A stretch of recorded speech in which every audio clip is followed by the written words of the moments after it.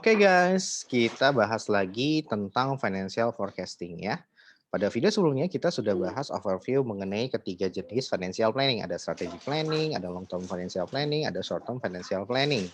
Ya, pada video sebelumnya kita bahas tentang overview. Nah, sekarang kita akan bahas satu persatu ya, terutama yang long term financial plan.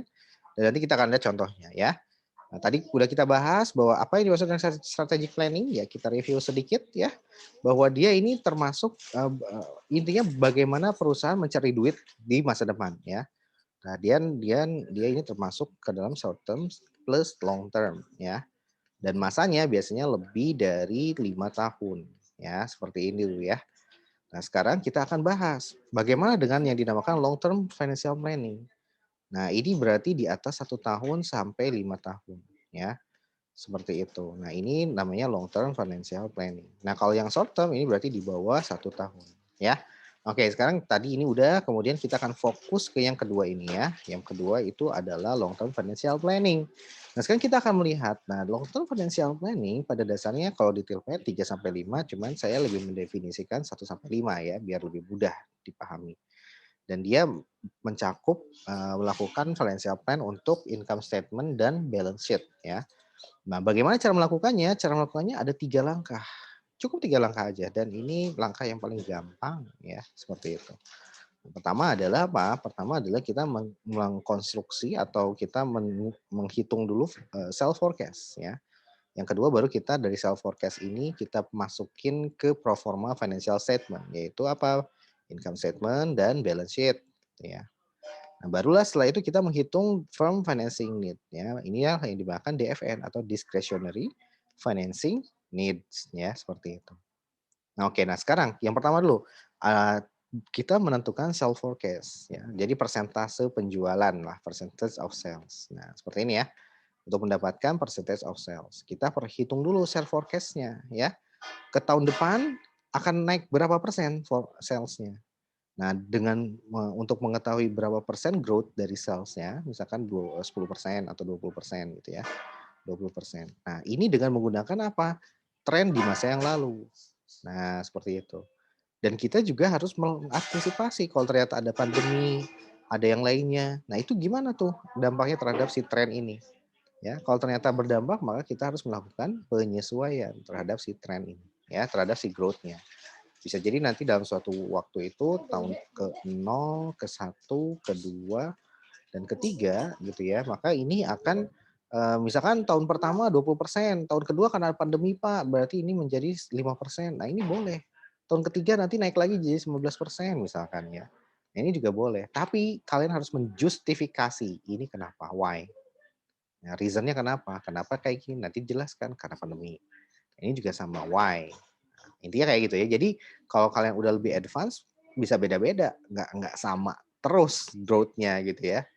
Nah, tapi kadang bisa juga minus gitu. Nah, tergantung dari situasi dan analisis kalian. Jadi ini cuma guidance awal aja, kita anggap asumsikan sama. Tapi kenyataannya mah nggak kayak gitu. Kita bisa berbeda-beda ya. Oke, nah dari situ barulah kita akan menghitung ya. Setelah kita tahu percent of sales ya, kita harus masukkan ke dalam si pro forma financial statement. Nah, dari sini kita memforecast ya, menghitung percentage of sales dari apa? Dari aset dan liabilities kita. Aset yang mana aja? Yang current asset ya. Liabilities yang mana aja? Yang current liabilities. Nah, ini yang paling utama ya, tapi nanti kita akan lihat di Excel ya. Seperti itu. Jadi intinya adalah berapa aset requirement yang diperlukan ya untuk mensupport financial forecast of revenue. Yang ini ya, yang ini yang saya maksud.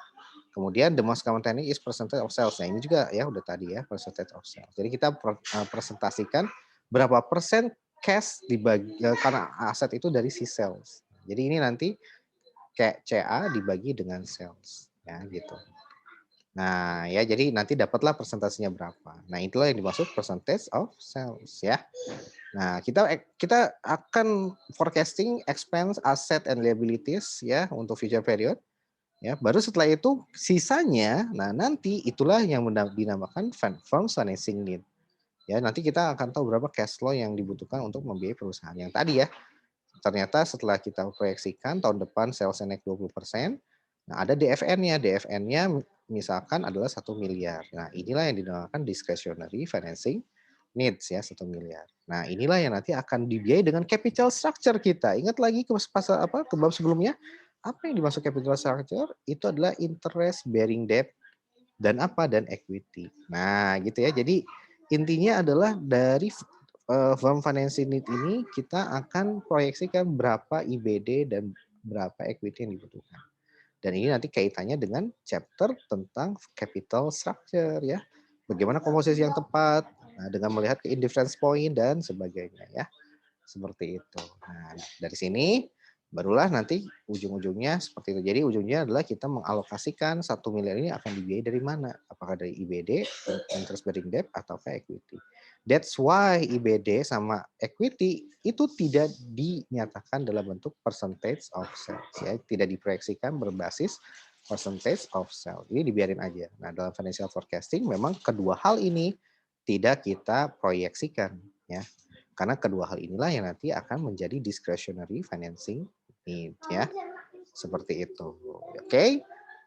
Nah, sekarang bagaimana cara mengaplikasikannya ke dalam suatu bentuk Excel ya. Nah, oke, kita akan lihat Excel-nya. Nah, ini dia ya. Yang pertama adalah seperti ini ya. Nah, gampang banget ya. Step 1 forecast revenue. Step 2 baru siapin proformanya. Step 3 ya hitung DFN-nya ya. Dari sini kita bisa tahu nih, gampang ya. Misalkan nih, ini yang given-nya, oke? Ini given-nya, jadi dapat 2019 sales-nya 10 juta dari income statement ya. Kemudian juga net income-nya dapatlah 500.000 ya. Dapat kita hitung juga dividen payout ratio-nya dari dividen dibagi dengan si net income gitu ya. Nah, baru kita lihat tuh berapa retention rate-nya ya. Retention rate-nya itu ya tadi ya 1 dikurang DPR ya, DPR. Nah, kayak gitu ya. Jadi itulah yang kita hitung ya. Jadi ketika DPR dapat, maka retention rate pun akan dapat. Ini namanya retention rate ya. Berapa retain earnings-nya. Nah, seperti itu. Nah, dari situ barulah kita melakukan persentase apa kita proyeksikan ya.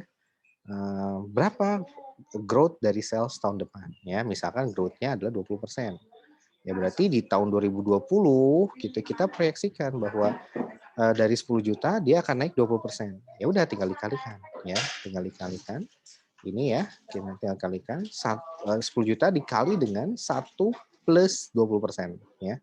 Hasilnya adalah 12 juta. Nah, dari situ barulah kita hitung berapa net income-nya. Kita udah hitung nih, di sini percent of sales ya, 500.000 dibagi dengan 10 juta.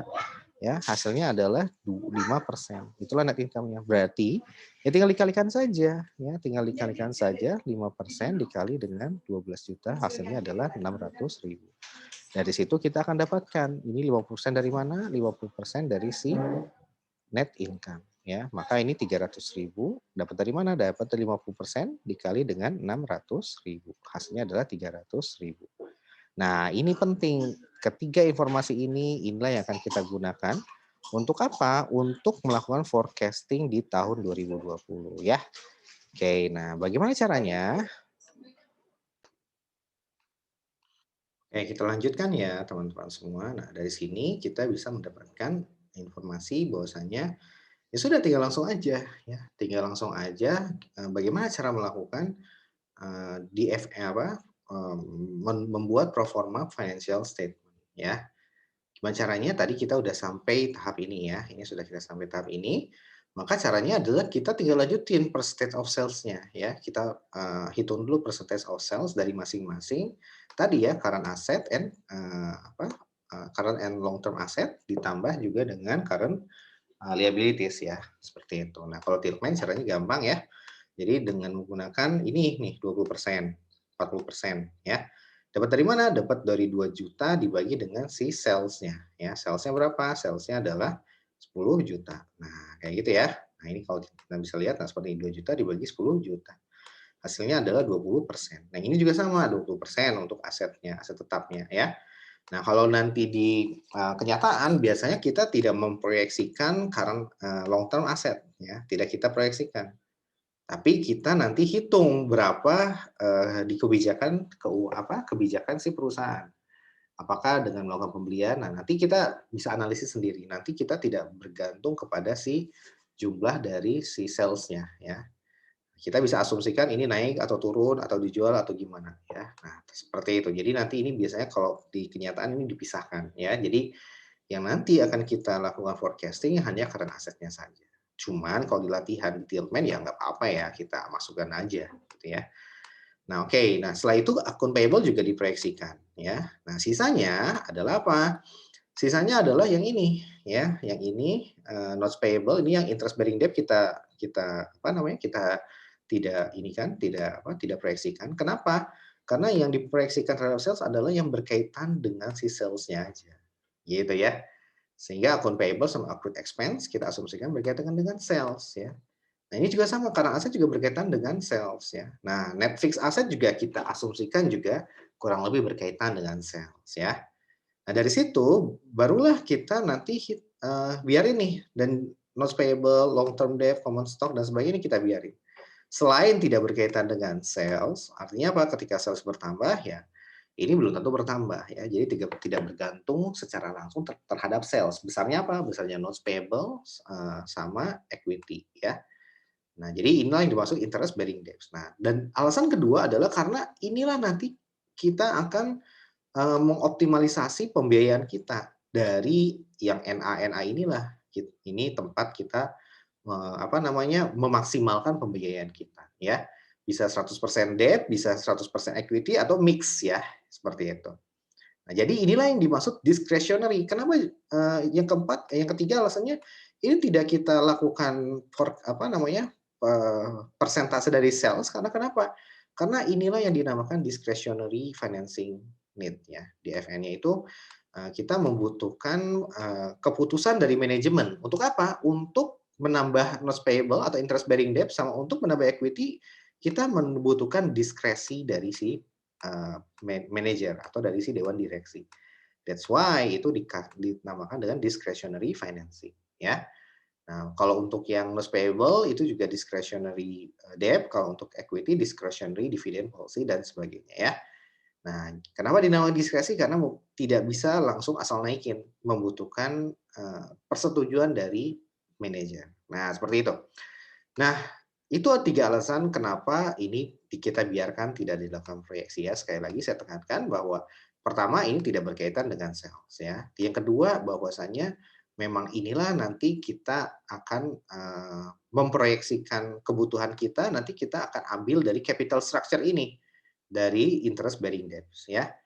Dan yang ketiga adalah alasannya karena interest bearing debts maupun juga share capital itu sama-sama membutuhkan kebijakan dari si manajer ya.